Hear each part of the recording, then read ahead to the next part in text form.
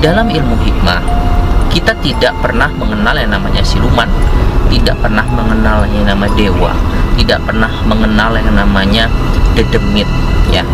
Tetapi yang kita kenal adalah bangsa jin.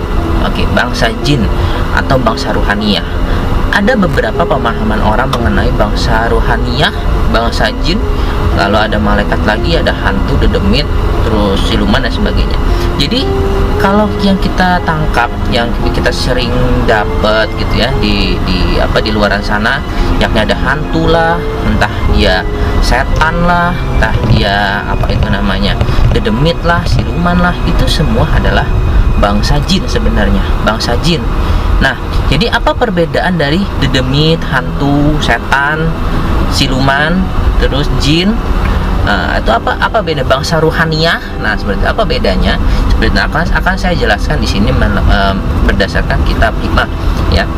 Jadi sebenarnya yang dikatakan bangsa ruhaniyah itu adalah termasuk dari bangsa-bangsa yang bersifat ruh, bangsa ruhaniyah. Jadi kalau misalnya kita mendengar bangsa ruhaniyah, itu adalah bangsa-bangsa yang bersifat ruh. Nah, bangsa-bangsa yang bersifat ruh ini ya seperti apa? Contoh seperti malaikat, seperti jin, ya, itu adalah bangsa ruhaniyah, namanya ruh. Mereka tidak memiliki wujud nyata seperti kita, tidak memiliki daging, tidak memiliki tulang, ya. Itu adalah bangsa ruhaniyah. Makanya dikatakan bangsa ruhaniyah itu adalah bangsa atau makhluk yang tidak memiliki wujud dohir, wujud daging, wujud materi. Nah, seperti kita seperti manusia, terus lagi manusia, tumbuhan, hewan, itu bukan bangsa ruhaniyah namanya, tetapi itu adalah bangsa makhluk bumi, namanya makhluk yang ada materi, namanya ada materinya seperti daging, ada wujud makhluk dohir seperti itu. Nah, jadi harus dibedakan dulu ya, bangsa ruhaniyah ini mencakup malaikat dan jin. Nah, pada waktu ada orang mengatakan yang ada siluman, jin, dedemit, hantu. Jadi dalam kitab hikmah, ilmu hikmah itu tidak mengenal namanya siluman, tidak ada yang namanya hantu, tidak ada yang namanya dedemit. Semua itu adalah bangsa jin. Ya, dan Allah itu menciptakan malaikat, jin, manusia seperti itu ya. Dan mereka, Allah tidak menciptakan siluman, Allah tidak menciptakan apa itu namanya hantu, Allah tidak menciptakan apa itu namanya dedemit seperti itu ya. Tetapi Allah menciptakan jin, ya. Jin itu ada bangsa jin. Nah, bangsa jin ini terbagi-bagi lagi menjadi beberapa kelompok, beberapa suku, beberapa kelompok, ya. Ada kelompok ini seperti ini. Contoh, saya akan mengibaratkan ada namanya bangsa Akwan namanya, atau saya gampangnya contoh begini deh. Bangsa yang sebenarnya bangsa-bangsa di dalam jin, bangsa jin itu sangat banyak sekali. Ada bangsa Korin, ada bangsa Akwan, ada bangsa Ifrit, ada bangsa Al-Ghawash, ada bangsa As-Sahab, dan semua itu memang mereka terbagi-bagi lagi menjadi beberapa golongan. Ada yang tingkat atas dan tingkat bawah. Kalau mau ngebahas itu, nanti saya akan membuat satu video lagi, saya akan bacakan beberapa sumber kitab, yakni bangsa-bangsa jin ini. Misalnya bangsa A, misalnya Al-Ghawash ini ciri-ciri jinnya seperti apa dan bertempat tinggal di mana, seperti itu. Jadi kita bisa paham, oh ini bangsa jin dari bangsa ini gitu. Oh ini jin dari bangsa ini, seperti itu. Seperti contoh misalnya ada mengatakan Nyi Roro Kidul, Ratu Kidul, itu adalah bangsa jin dari bangsa air, Al-Ghawash, tapi levelnya Ifrit. Nah, seperti itu. Nah, kira-kira seperti itu.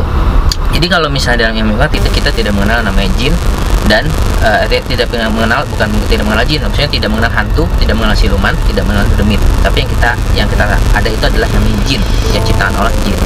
Nah, setan, apa itu setan? Jadi setan itu sebenarnya bukan makhluk, setan itu adalah sifat. Jadi setan ini yang ada di setiap insan, di setiap makhluk, ya. Dia ini adalah sebuah sifat yang ada di setiap makhluk. Bahkan manusia sendiri bisa dikatakan setan pada saat dia melanggar syariat Islam, dia melawan perintahnya Allah, dia berlaku buruk, dia memiliki sifat setan. Begitu juga dengan jin. Jin juga memiliki sifat setan. Kalau dia keluar dari syariat Islam, dia merugikan banyak orang, merugikan lah, intinya jin yang merugikan, yang berbuat jahat, berbuat tidak baik, itu adalah jin yang memiliki sifat setan. Manusia pun juga sama, manusia juga memiliki sifat setan kalau dia memiliki sifat yang buruk, ya, atau yang melanggar syariat Islam atau keluar dari jalur kebenaran. Oke. Nah, jadi sebenarnya kita tidak perlu ibaratnya tidak perlu membenci bangsa jin. Kita tidak perlu membenci bangsa jin sebenarnya. Sebenarnya tugas kita di dunia, Allah sudah mengatakan, tidaklah kuciptakan jin dan manusia hanya untuk beribadah kepadaku. Nah, bahwasanya jin itu juga makhluk Allah, maksudnya makhluk ciptaannya Allah, sama seperti kita manusia makhluk ciptaannya Allah juga gitu. Jadi memang kita harus, kewajiban kita harus saling sayang menyayangi antara makhluk Allah satu dan makhluk Allah yang lain. Kita harus menghargai dan menyayangi tumbuh-tumbuhan, hewan.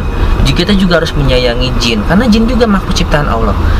Tumbuhan, hewan pun juga makhluk ciptaan Allah. Kalau misalnya kita tidak mencintai makhluk ciptaannya Allah, bagaimana kita bisa mencintai Allah?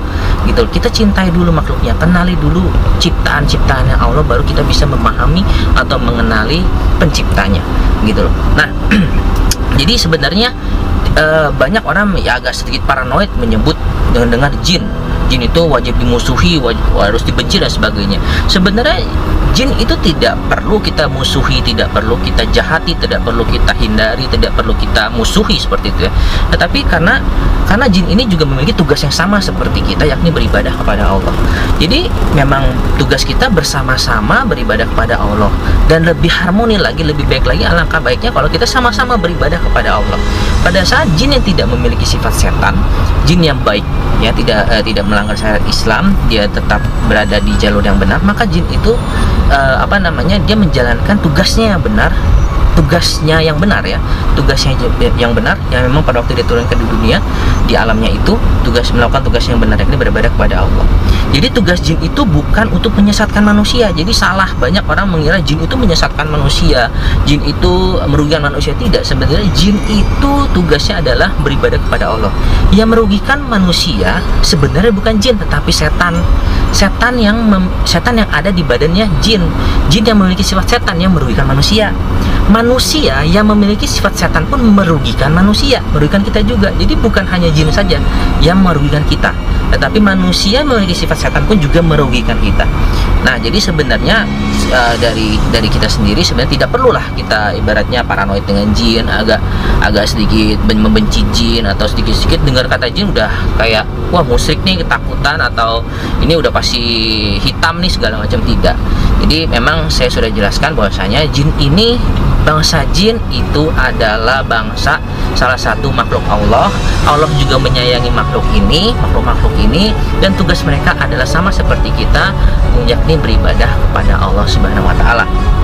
Nah, bagi jin yang memiliki sifat setan ya, sebenarnya seperti gini. Ada beberapa manusia juga yang memiliki sifat setan, ada beberapa jin yang memiliki sifat setan ya. Nah, bagaimana kita menanggapinya gitu? Ada sebagian orang yang harus memerangi manusia atau jin yang memiliki sifat setan. Tapi ini sih saran saya buat teman-teman, alangkah baiknya kalau kita merangkul mereka semua untuk kita ajak untuk beribadah kepada jalan-jalan Allah yang benar.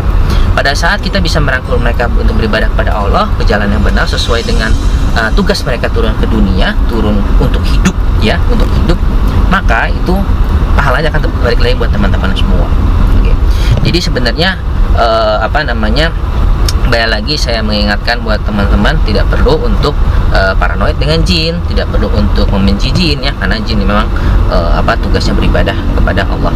Nah, tadi saya sudah menjelaskan mengenai bangsa rohani itu apa, perbedaan setan itu apa, lalu ada juga perbedaan setan yang ada sifat manusia yang memiliki sifat setan, bahkan jin yang memiliki sifat setan.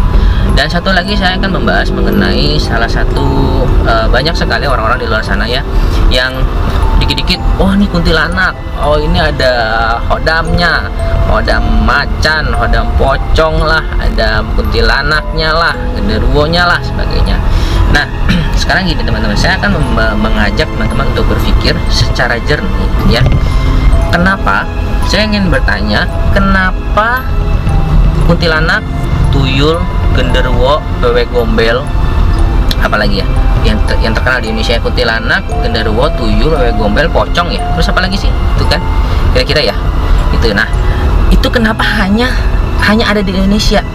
Sedangkan di Cina ya, mereka terkenal dengan namanya vampir, lompat-lompat itu. Lalu di negeri barat terkenal Dracula. Kenapa di situ tidak mengenal juga yang namanya kuntilanak? Kenapa di situ tidak juga mengenal yang namanya kenapa di sini tidak mengenal ada Dracula? Kenapa tidak mengenal ada vampir? Padahal bangsa jin makhluk alam gaib itu tidak mengenal ruang dan waktu. Mereka itu tidak mengenal ruang dan waktu. Mereka seperti angin, bisa kemana saja. Karena mereka tidak memiliki materi seperti kita. Mereka tidak memiliki daging, mereka tidak memiliki tulang, mereka tidak memiliki darah. Jadi mereka bisa kemana saja dalam kurun waktu yang sangat cepat. Nah, jadi seperti ini. Saya akan membuka sedikit tabir ya kepada teman-teman supaya lebih paham lagi mengenai hal ini. Jadi sebenarnya namanya kuntilanak ya, kuntilanak, terus ada lagi namanya bawai gombel, terus ada lagi tuyul dan sebagainya. Itu sebenarnya suku mereka ada, tetapi populasinya tidak banyak. Jadi hati-hati buat teman-teman kalau misalnya mendengar ada orang cerita, oh saya melihat kuntilanak gitu. Nah, melihat sosok jinnya sampai ngedohir itu sangat tidak mudah, dan itu harus ada memiliki beberapa proses ya, harus mengatur frekuensi mereka dengan mereka harus sama begitu ya, frekuensi mereka harus kuat begitu ya, mereka harus memiliki energi yang kuat gitu ya, harus ada ilmunya juga gitu ya. Jadi tidak asal sembarangan mereka bisa menampakkan diri seperti itu. Dan namanya pocong itu, mereka itu biasanya kalau menampakkan diri itu pun ya, yang pasti itu mereka tidak pernah sampai ngedohir nyata kayak mereka punya materi, karena mereka tidak memiliki materi, mereka tidak memiliki darah, mereka tidak memiliki daging, mereka tidak memiliki tulang. Itulah kenapa mereka dikatakan makhluk halus, karena mereka tidak memiliki materi. Sehingga pada waktu mereka ngewujud pun mereka akan seperti hologram.